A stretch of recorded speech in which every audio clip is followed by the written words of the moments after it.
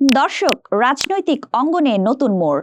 আওয়ামী লীগের নিষিদ্ধের দাবিতে চলমান আন্দোলন ও সরকারের পদক্ষেপের মধ্যে বিএনপি নেতারা আসন্ন জাতীয় সংসদ নির্বাচন বিলম্বিত হওয়ার আশঙ্কা প্রকাশ করেছেন।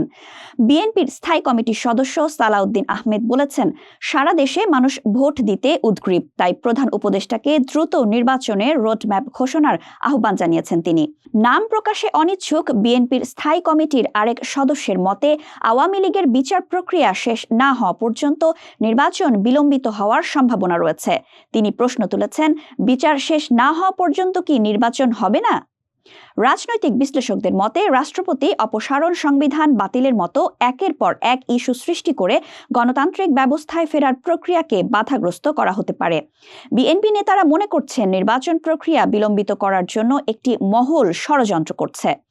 বিএনপির শীর্ষ নেতারা জানিয়েছেন, আওয়ামী লীগ নিষিদ্ধের ইস্যুতে একটি মহল তাদের ফাঁদে ফেলতে চেয়েছিল। তারা বিএনপিকে সরাসরি আন্দোলনে নামানোর পরিকল্পনা করেছিল, যাতে সরকারের নির্বাহী আদেশে আওয়ামী লীগকে নিষিদ্ধের দায় বিএনপির ওপর চাপানো যায়।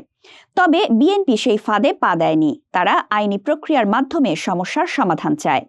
বিএনপি নেতারা জানান, উচ্চ আদালতে আওয়ামী লীগের বিরুদ্ধে একটি দলের নেতারা রিট করলেও সেখান থেকে তারা পিছিয়ে আসেন। অন্যদিকে বিএনপি 13 ফেব্রুয়ারি আওয়ামী লীগের বিরুদ্ধে ট্রাইব্যুনালে মামলা করেছে। এখন সরকারের সিদ্ধান্তের আলোকে ট্রাইব্যুনালে আইনি যুদ্ধ শুরু হবে। নির্বাচন নিয়ে সরকার রোডম্যাপ ঘোষণা না করলে রাজনৈতিক পরিস্থিতি আরও জটিল হতে পারে। বিএনপি নেতারা মনে করছেন, নির্বাচন প্রক্রিয়া বিলম্বিত হলে দেশে সাংবিধানিক শূন্যতা ও অরাজকতা সৃষ্টি হতে পারে।